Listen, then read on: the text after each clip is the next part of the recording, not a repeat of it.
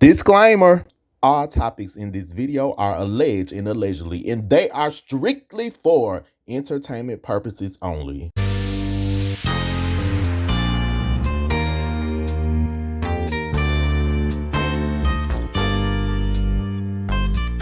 Hey, everybody, do watch you. When you been doing your post about me, great job.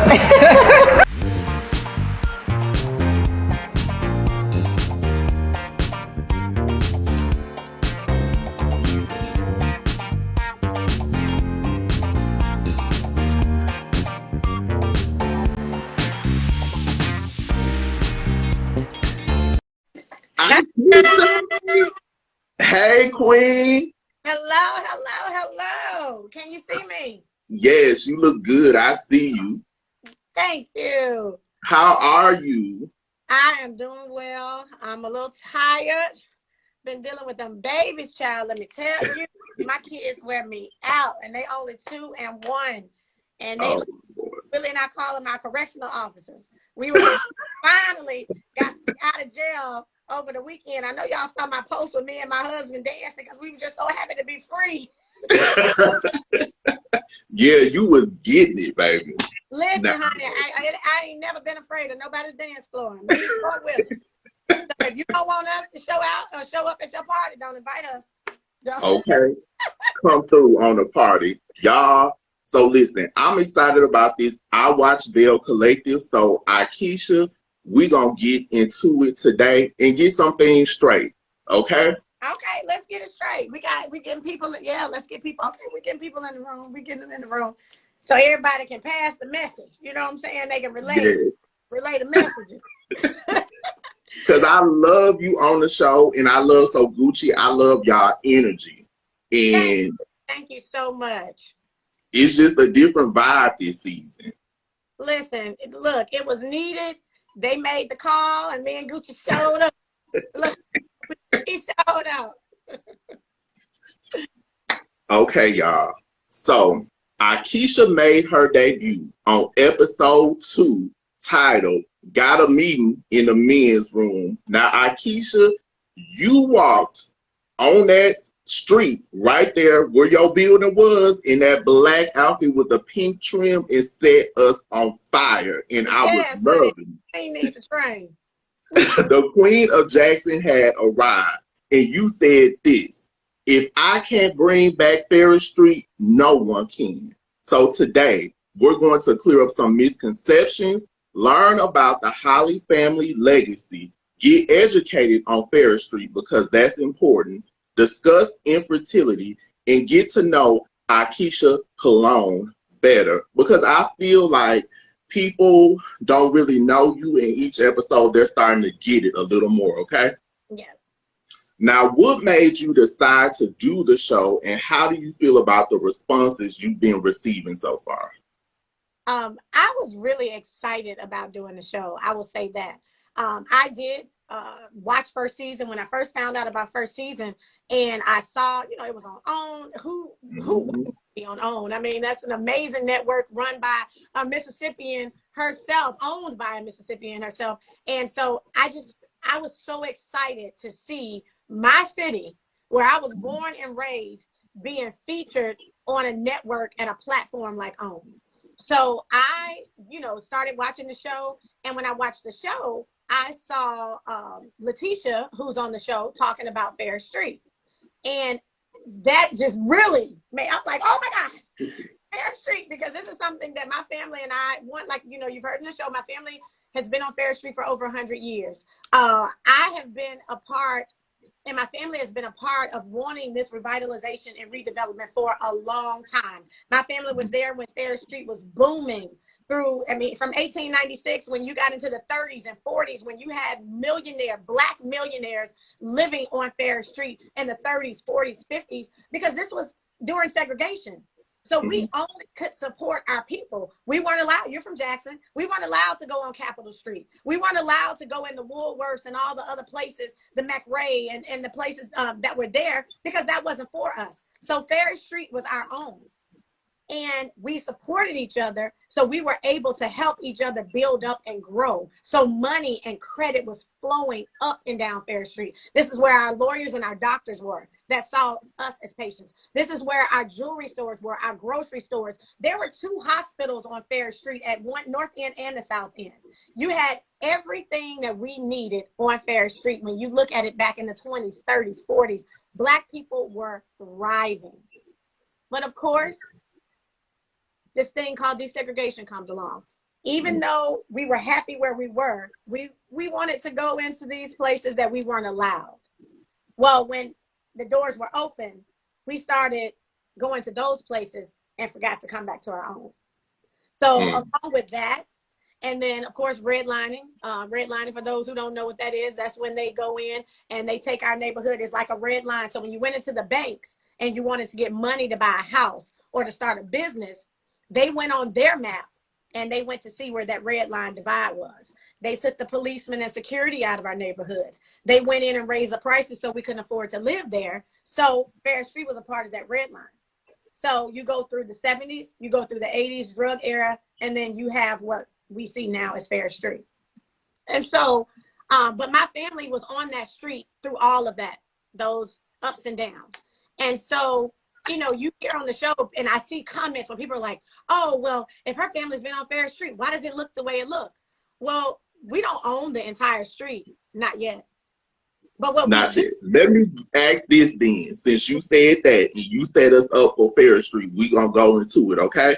Okay. We gonna clear this part up. Now, on season 2, episode 4, you said this in regards to Letitia and Ferris Street. Letitia's passion is in it for Ferris Street, but it's going to take more than passion. She's going to have something deep in the pocket. So we'll see, right? Mm-hmm. Which leads me to take us back to season 1. If you didn't watch, I'm about to catch you up. And if you did, I'm about to remind you.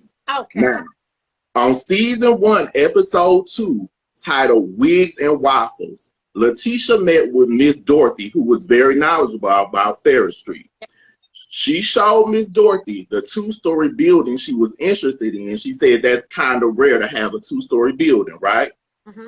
Miss Dorothy let her know that building was called the Palace, and Duke Ellington had performed there, and there were a lot of ballroom dances that were done there. Now, move forward on this same season to episode 4, titled Bad Brunch Behavior. Letitia meets with Jackson City Councilman Zakeether Stamps, the City of Jackson contractor Jay, and an appraiser named Ken. Yeah, Jai Keaton, and yeah, Jai Keaton. Okay, so she let them know she was interested in purchasing that building. Now, Jai Keaton told her, you will not be able to purchase this building. I'm sorry, it's not for sale. Letitia replied, this building is not for sale. Well, what is it for? He informed her, it is for lease. We have to remind you that this is a historical building. Now, the councilman interjected and also said, I know that's different from what you expect. Folks want to protect that legacy and building. In a few years, we can approach the conversation about owning.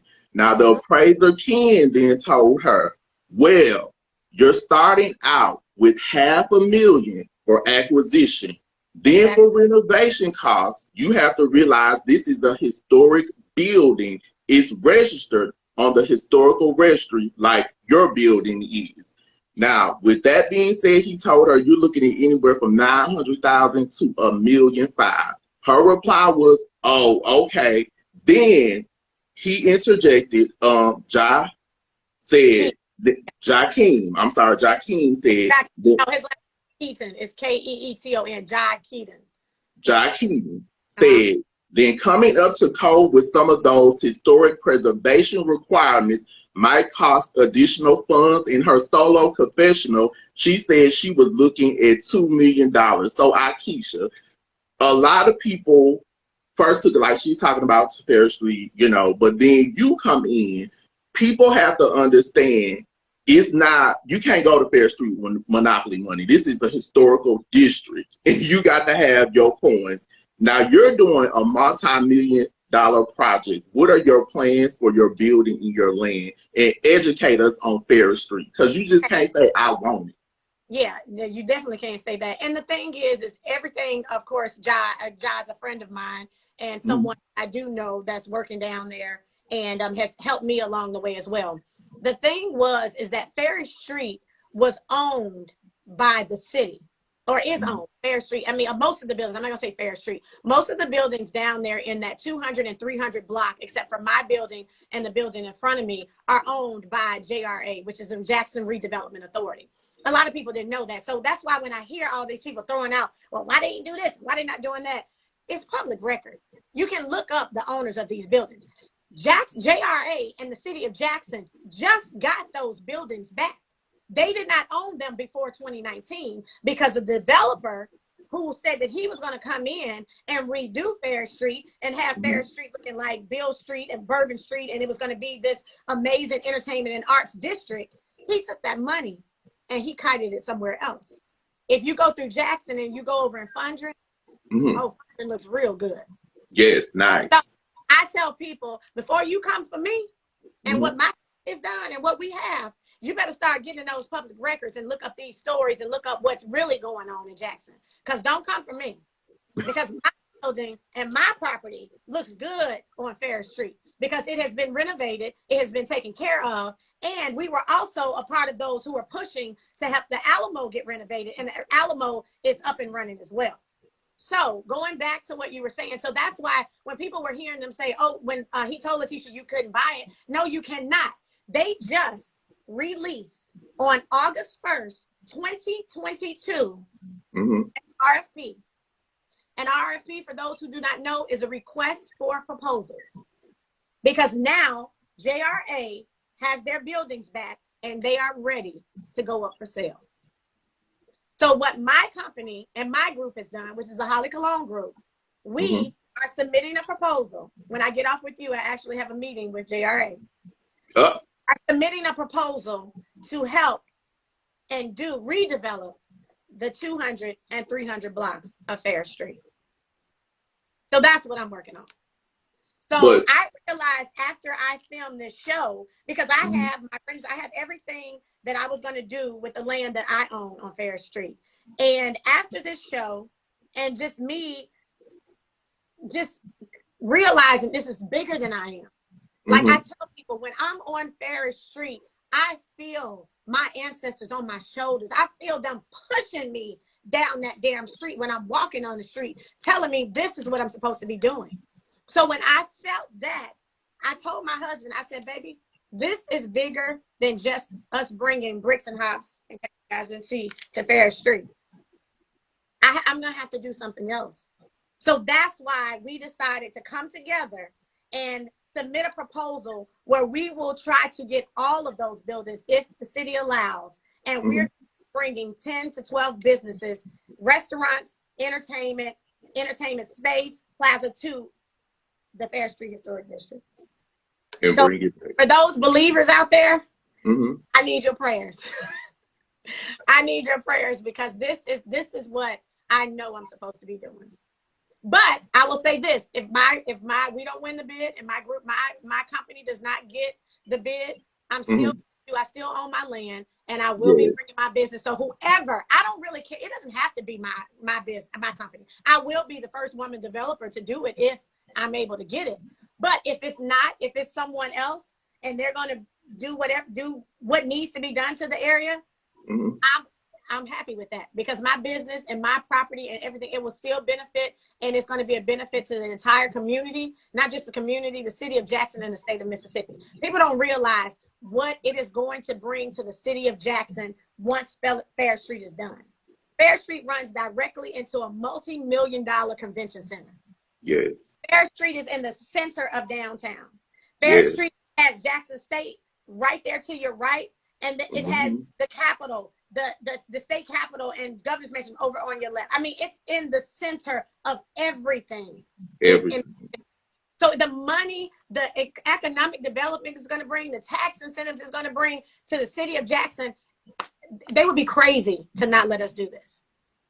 To me, it should have been done. And I feel like you dropped some gems. Like, I moved to Jackson when I was a teenager. I just left 6 years ago. I never knew when you said this that Ferris Street was once like plantations and the slaves helped build it. So Yeah. I don't take it like Aikisha's trying to one up everybody. To me, you're giving us stuff that people might not always know.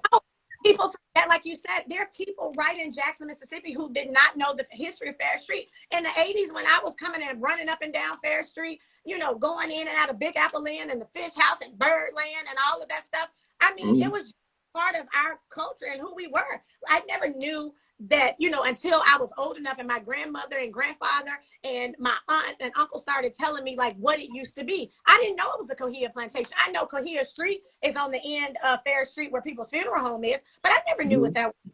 But because my family, I come from a family of educators, they know how important it is for us to know our history, because it's very cliche.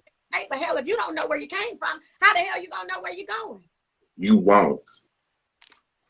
So while she was bored, while I was giving her the history, walking up and down streets, and frankly, I'm bored. Well, listen, bored folks ain't out here making changes and making difference. So you go be bored by yourself, because I'm not bored. I'm trying to receive as much as anyone can give me about what I need and what I want to do for this area. So no, I'm not bored. And I'm going to talk about it on any platform I have to let people know, if you want to invest your money, come on, come this way. I got something for you. let's do it. Now, I'm going to get into this, and we're going to circle back to that a little bit. Now, you've been killing it with these t-shirts. Now, y'all go to Tees of Life _official. That's TEES of Life _official here on Instagram. Now, your newest one is hilarious. I love this. And people don't understand. Phaedra on Real Housewives of Atlanta, she dropped t-shirts, she dropped fitness DVDs. Somebody would be crazy not to use this opportunity for things. Your newest one said, I need you to Barack me like I'm Michelle Jew. Oh. The other one said, I don't compete, I set standards. And the first ones that you rolled off that I love and still do, I don't eat on dirty plates, which leads us to the brunch and the Peely Hatchie posse. So we gonna clear this up because a lot of people do not know. When they saw you call them the Peely Hatchie posse, it was more to that. What really happened with those ladies at that brunch that we do not know? Okay, so the Peely Hatchie, let me just clear this up. I love it. I have nothing against Peely Hatchie. I have family in Peely Hatchie. Half of Peely Hatchie are Hollies. So let's get that straight. Nothing against Peely Hatchie. The Peely Hatchie posse came about because one, I told you when I was going into the brunch, I honestly thought I was going to one of her bigger brunches. I had seen pictures of her brunches. They were, 10, 12 tables. It was 8 to 10 people at each table. She had guest speakers, had a lot of things going on. So the scene that you guys did not see was before the brunch, Tisha and I met. And actually, they showed it on an episode later. We were walking up and down Ferris Street when I had the red suit on. She told me about the brunch, and that's when she actually invited me to the brunch. So that was done before the brunch. So I asked her there, I said, okay, now is this not going to be one of those brunches I saw on TV? And she was just like, oh, no, this is empowerment brunch. We're going to do this, we're going to do that. And I was like, oh, okay, I would love to come. I would love to support. So when I walked in the door, it was, that venue holds about 200, 250 people. And I saw this tape that had 4 or 5 folks there. So I was like, oh, wait, I thought this was going to be bigger. Okay, maybe I shouldn't have said that out loud. But I did not come in there with the intentions of like, I'm better than this. It ain't that damn many people here. I'm about to do this, I'm going to do that. No, those were not my intentions, and that's my truth.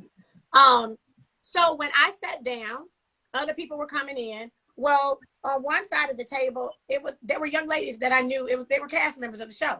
And so I had met some of them, and I had not met everyone. And then to my right, there were other women there. I didn't know who they were. Well, she goes on to introduce them as her friends, and they were from Peely Hatchie. So I'm like, okay, I thought I was coming to meet a different group, but that's fine. I mean, heck, I'm okay with it. as we go on the brunch, y'all see the whole scene, the dirty plate, all of that. That, of course, didn't play out the way it was. But she and I had a whole little conflict about my plate being dirty. We had been in the brunch probably about maybe 15 to 20 minutes or so. And she stands up and says to the guest, "Hi, you know, everyone, Aikisha's cousin used to be the mayor of my hometown, Pelahatchie." So I was just like, oh, that was nice because, you know, they talk about me bragging about the first. Well, hell, that's another first. My cousin was the first African-American mayor of Pelahatchie. So I'm like, okay, you know, recognize my family. Well, as she says that, the girls on my right, I hear somebody say, well, that's unfortunate for you. So, of course, my head swiveled. Excuse me? Yeah. And so, I don't want to be quoting anybody, but it was something likes of, well, you know, I don't really do, she said my cousin's name, I don't really do so-and-so like that. And I said, well, if you don't do so-and-so, then you don't do me. And then there's no reason for us to talk. Because what we're not about to do on national television is get to talking about my folks. I'm not doing that. So that right there, I was already like, oh, no, I'm good. Because for me, my question was to Letitia, this is an empowerment brunch. You were bringing us here to be empowered. You knew that you and your friends did not like my cousin. So why did you stand up at your brunch and announce that? You understand what I'm saying? Right. Where were we going with that? Why did you, if you know that you don't care for my cousin, why did you bring that up at the brunch? So a lot of that, whatever you saw me doing, and I started ripping up them Dollar Tree tablecloths and everything up in there, that came from, because I was like, don't come here, don't invite me nowhere and then try to do me, because you will get done. Period. Now, in regards to the food, you held up, they showed you getting food, you held up a waffle, the camera cut to the waffle, that waffle looked like it had been cremated on the end of it. Now, and somebody else saw it because, you know, she told me, I scanned the room. Everybody said that their food was good. It was only your food. I said, well, maybe they dipped in another plate or another pan somewhere, because they definitely didn't go. The bacon was burnt. My waffle was burnt. And at that point, I was over it, so I wasn't going to eat shit anyway. You know, and that food, everybody's like, well, you said you knew the owners of the venue. Why would you talk about their food? That food did not come from that venue. That venue was very good food. So let's just put that out there. And I knew that food didn't come from the venue, because if it had come from that venue, the owner of that place would have, she never would have put anything out there like that. Now, I'm going to close off on this last question about the brunch. In regards to it, you said this: I've been to many different types of brunches. I've been brunching since I was like 10 at the Country Club of Jackson. You better come through, Aikisha. I've never seen anything like this, especially when you give it the title Women Empowerment. Now, when we saw her and Marie arguing in the bathroom, right? She told Marie, you're giving these H's, fill in the blank, something to talk about. Now, when you saw that scene from watching it, to me, you can't have a women empowerment brunch and call your guests out their name. What did you think when you saw that playback? Listen, I don't think I was thinking it was like, oh, we're empowered. That was empowering. That was empowering. Everything for me was speaking for itself. And you were so busy focused on Marie and everything else that was going on, you neglected your guests. So I wasn't surprised about anything that was coming out of her mouth at that point, because if this is my friend, and I know that my friend is going through all of the things that Maria, we know that she's going through, and she's telling you that she doesn't want to say anything. She's just basically here to support you. You know that she has an issue with someone in the room. Why are you making us play a game where we got to say something about each other? Because if you wanted to do an intervention with Marie and Latrice, that should have been done privately. That shouldn't have been done in front of your guests, which some of us didn't even know what the hell was going on between Marie and Latrice. So you chose to do it there, and it blew up in your face. That's your fault. So I think she was just kind of speaking how she normally speaks and probably talks about us and anybody else because she was just so frustrated. And you wanted to blame the negative energy on me. So, baby, I was pleased to your words in that brunch. To me, she should have been more mad at Marie for the whole incident, but we cleared that up. To me, at Marie B and stop poking the bear. That's just my opinion. Now, something that I love is that you discussed infertility with Tamara. You also did a discussion with Dr. Thomas. What made you open up and share that experience? Because to me, people don't really discuss it or talk about it. It's just never really talked about. So what made you share it? Well, exactly what you said. It's for whatever reason, especially in our community, in the African American community, we don't really talk about fertility or infertility. And why, I don't know. For us as women, as Black women, I think sometimes it's embarrassing because we feel like, oh, when I'm ready to have a baby, I'll be able to have a baby. Because, our families sometimes can be very large and folks get pregnant who ain't even trying to get pregnant. So something that we don't ever really speak on. And that doesn't matter whatever level of education or intellect or economic, wherever you are, we just, as a community, we don't really talk about it. So when I began having trouble and going into these clinics, because I ended up at 3 to 4 IVF clinics, I realized that infertility affected not just my community.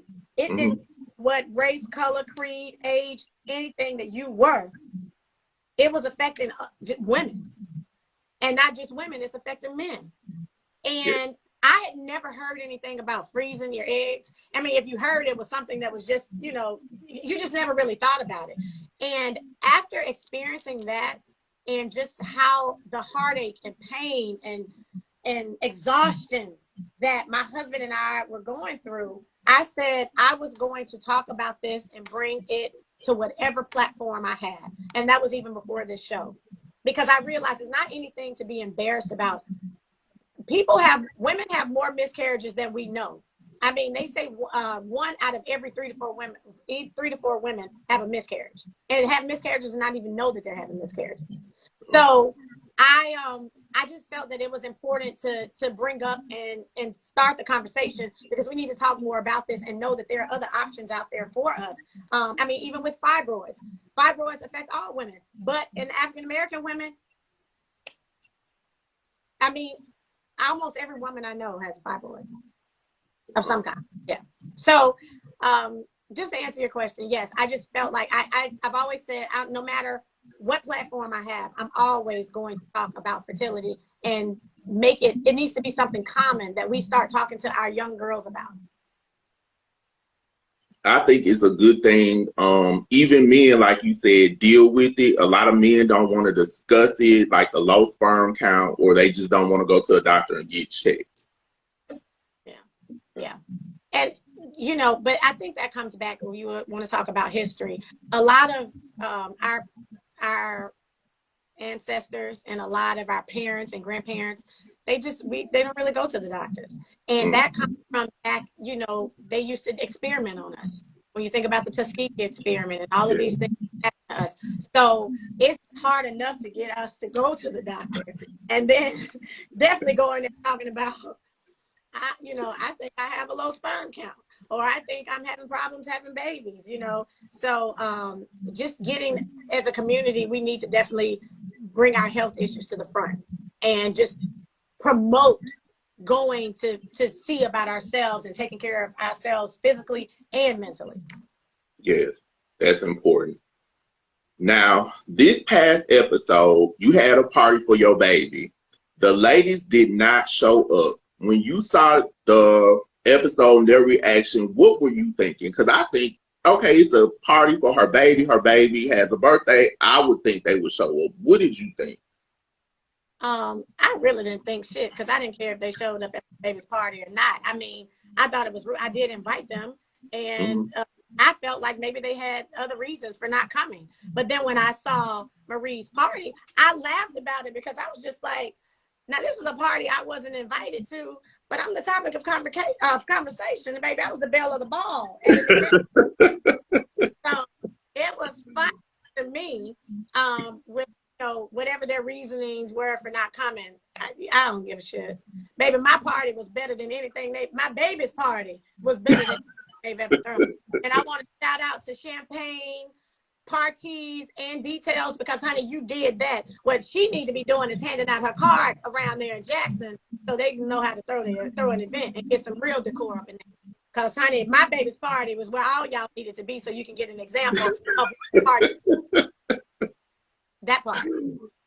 Now, from me watching this show from the first season to now, right?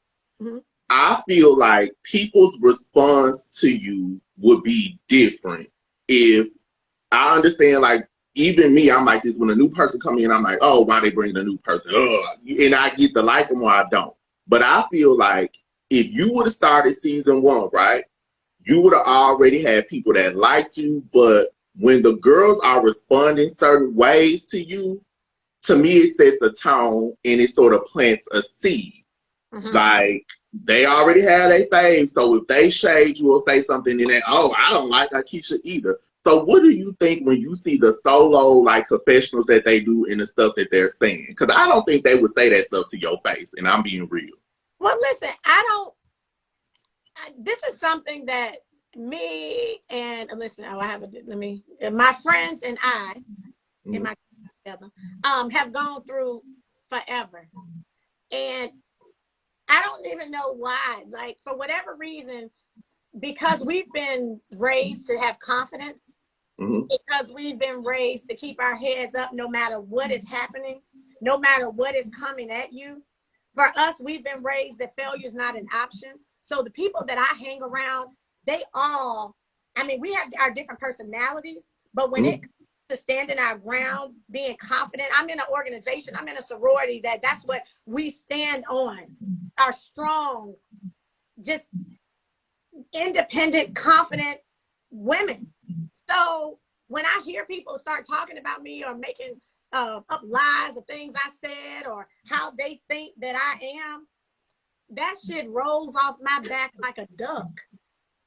Because that's, it doesn't even bother me. And I laugh at the shit because I'm like, you're going to say I walked in here thinking I'm better than you. No, you must think I'm better than you.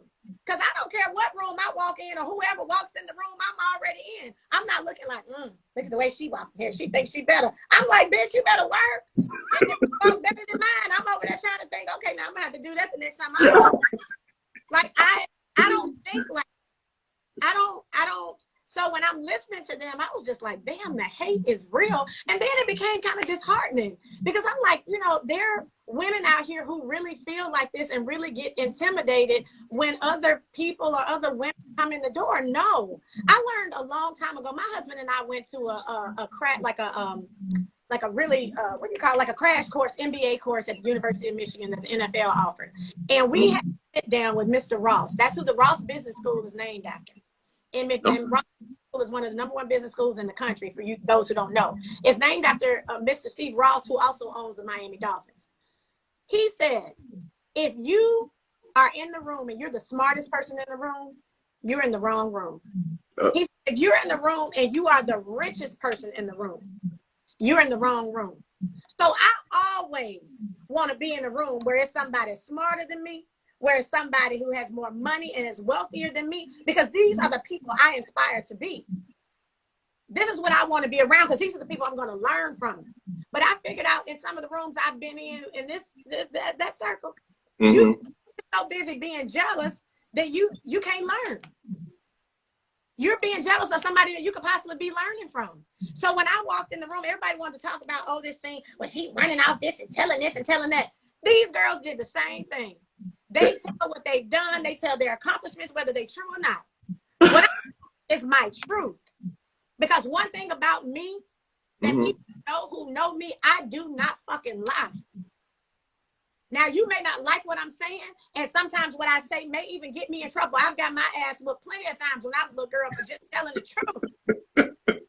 So, for me, that is my truth. And if I'm coming into a room with people I'm going to be potentially doing business with, I thought, Who they not about to run off their resume? Shit, I gotta let you know what I'm doing so I can make sure I'm up to what like I'm comparable to what you have going on. But when you become intimidated by that, then that makes us question, well, what's your truth? Because I do feel like that when I meet somebody, if I'm comfortable sharing stuff with you, like you said, Marie sat there and said, I'm a co-owner of a mental health agency. I'm a cosmetologist. I don't know nobody that says cosmetologist anymore. My dead great-grandma don't say that. I'm opening up a methadone clinic. She gave all this and she talked about her credentials. Oh, man, listen, what Marie has so much stuff going on. I was impressed. I was just like, oh, now I heard 7 damn streams of income, but baby, you got 10. Like, let me step up my game. I had to start like, okay, now what? I know we got this. Like, I'm in my mind, I'm just like, okay. And then the other people come, well, she done said this, and she done that. Girl, don't be mad at me because all the shit I got coming in, you need to be stepping your game up. Hell, we hiring. I don't mind helping you. Okay. So there that part is, y'all. Now, I know y'all cannot discuss certain things before the episode. So next week, we're going to see allegedly where somebody said, like, you called the girls ugly. That's going to get cleared up. Another thing that's going to get cleared up is the whole, I gave her a seat at the table, because I think if you wanted a table, you could build your own damn table and the chairs. And girl, listen here. Hey, me a seat at the table. Girl, the table that you couldn't. All right, I'm gonna stop.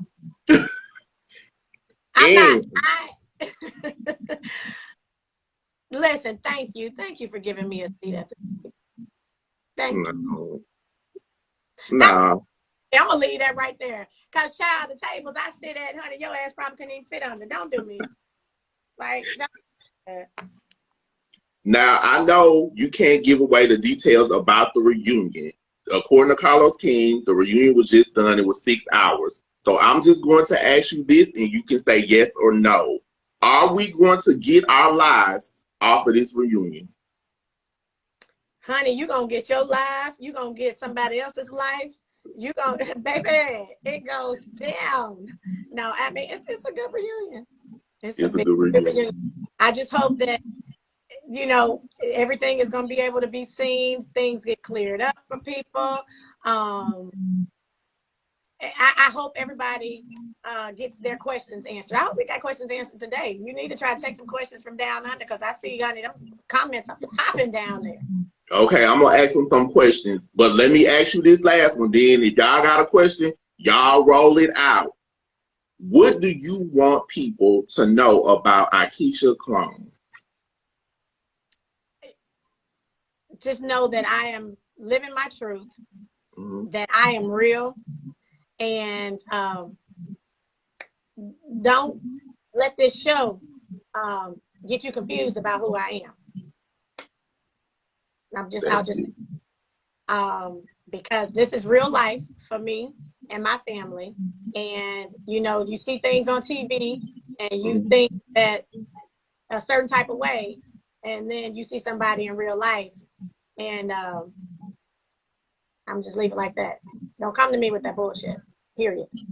What does your family think about you being on the show? Like, when you told them, were they like, My family was actually excited about me being on the show, but then again, my family, you know, I have two sides of my family. So I have the very quiet conservative, you know, my father and my aunt, my mom, like they're just really like, oh my goodness, this is you know, an amazing opportunity. You know, don't be on there showing out, because we watch those. So you don't show out. But then on the other hand, you know, I got my family that's like, listen, don't get these people fucked up out here in the street, because and they're not about this TV stuff. They don't care anything about it. They're just like, they see stuff and they're like, ooh, when I see so-and-so, I'm like, y'all, pipe down. I promise it's just all good. So that's what I try to say to people, like, don't confuse TV with real life, please. And Michelle said, don't forget to let people know you have people who will pull up for you. You talking about my girl Michelle in Dallas? Mm-hmm. Listen, I have people, I think, in this chat. I've been trying to see them pull up. Yeah, I mean, I've been seeing them scroll up. Y'all, please leave these folks alone. Like, just Okay. Look, Michelle is no joke. That's my girl. She gonna come through. no, yeah, Michelle and I have been friends for a long time, like elementary. So she knows me and I know her. And yeah, I'm pretty sure she put some good in here. Now, somebody asked, do you have any regrets about doing the show? No, I don't have any regrets at all about doing the show. I think that it was an amazing opportunity. I pray that we'll be able to come back because, first of all, let's just talk about Carlos King. He is just his vision, just to see what he has done with all the franchises that he's building, and he's not even done yet. You know, to be able to put towns like Huntsville, Jackson, Mississippi, and I don't even know what else he has in store, but to put our cities on national television so people could see, you know, some people had never even heard of like Huntsville and Jackson. And now we are ringing in ears and on televisions all across the country. So the opportunity to be able to work with him, I was very excited about that because I had followed him over his years, even when he was back in like the Real HO, you know, the Real Housewives of Atlanta and New Jersey. And so I was so happy and so ecstatic to even work with him and just to see all the great things that's happening with him and the elevation he's doing. I'm like, hell, let me just grab onto you.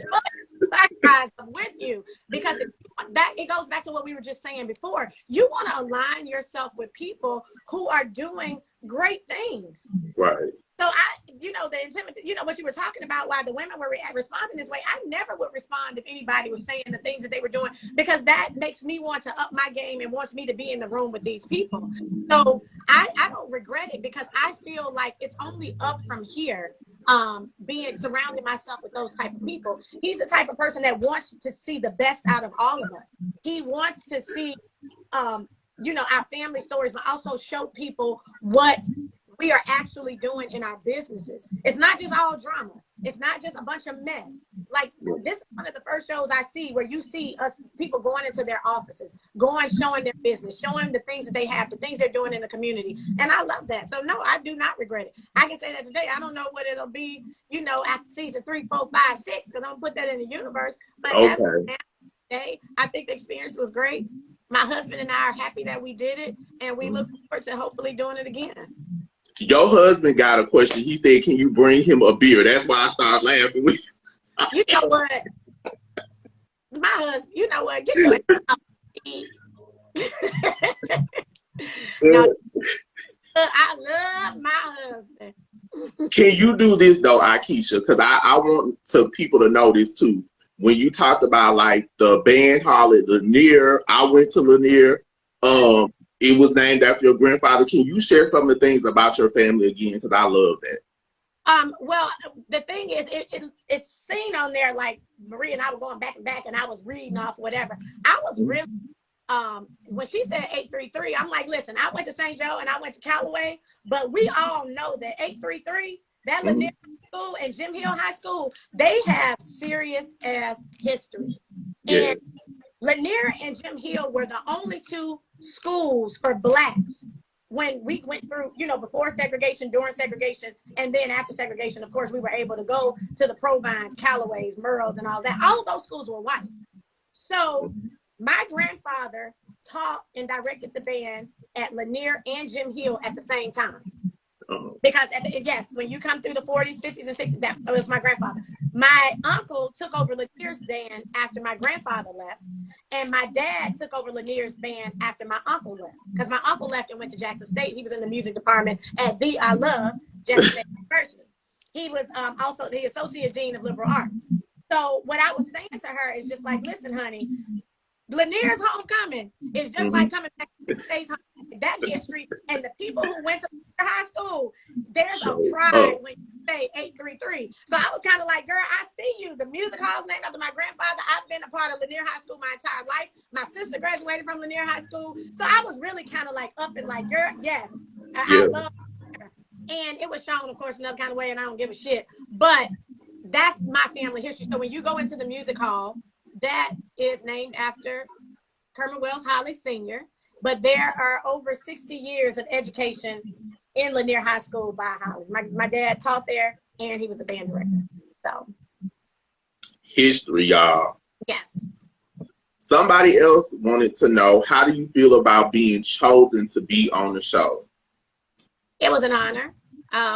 It was, like I said, I told you why. I felt like I was going to be able to bring more exposure to the city of Jackson and to my business, to the York district, because my husband and I, like I said, we've been working and doing this. I convinced my husband about Fair Street in 2017. I came down, I got married on Fair Street in my church.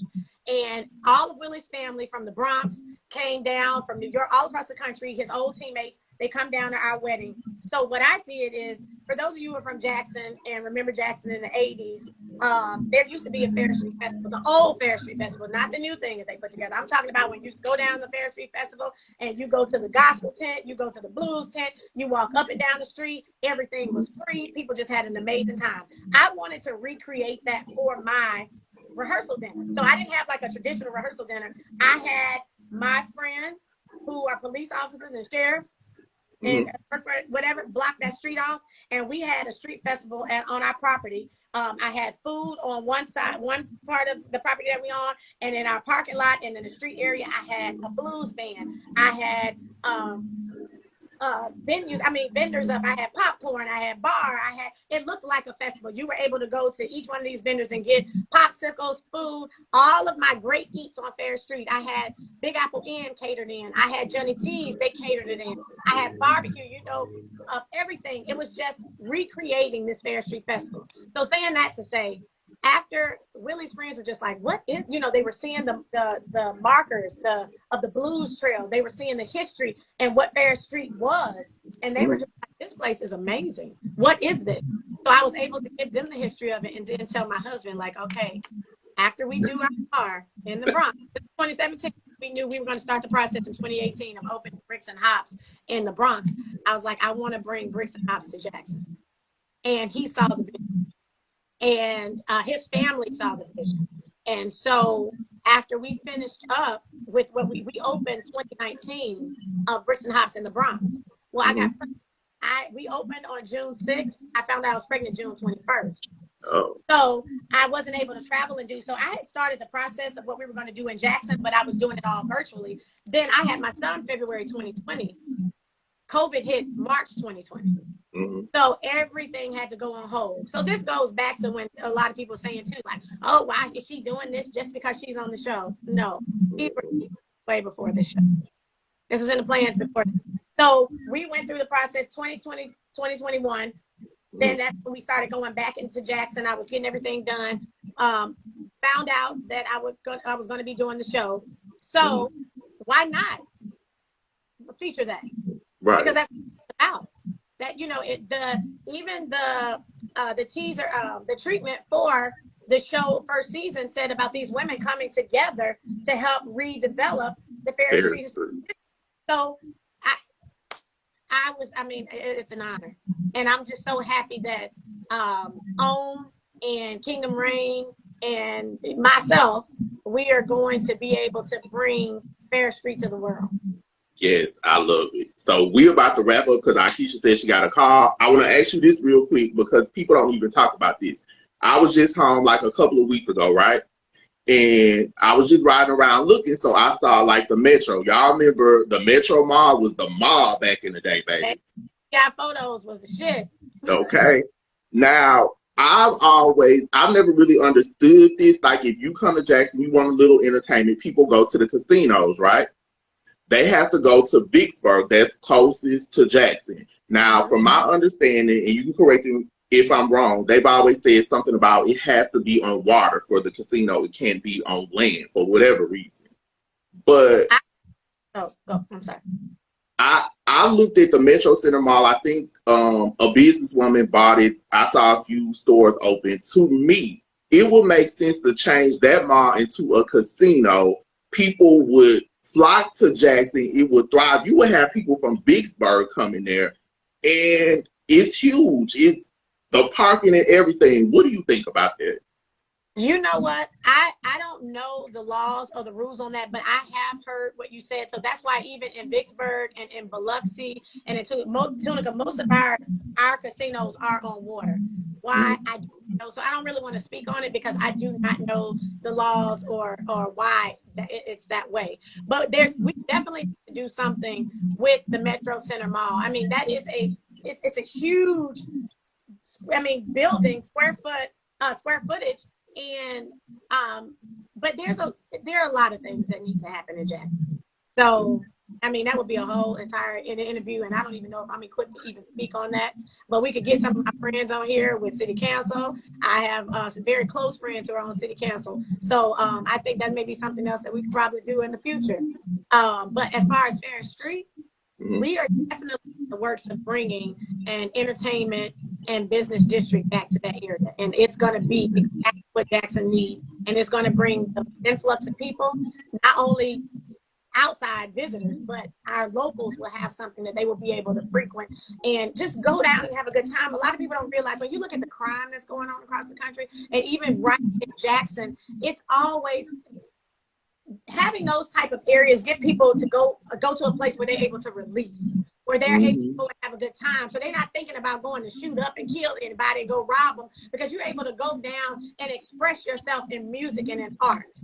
That was something my grandfather always taught me when I would not want to, practice my piano, because everybody had to play an instrument. I come from a music family, and I'm just like, I don't want to do this. Well, music teaches you discipline. It's a stress reliever. Yeah. And it just has your creative juices flowing. And so an area like what we want to do at Fair Street, that's going to be a place not going to be want to come down and do anything but have a good time.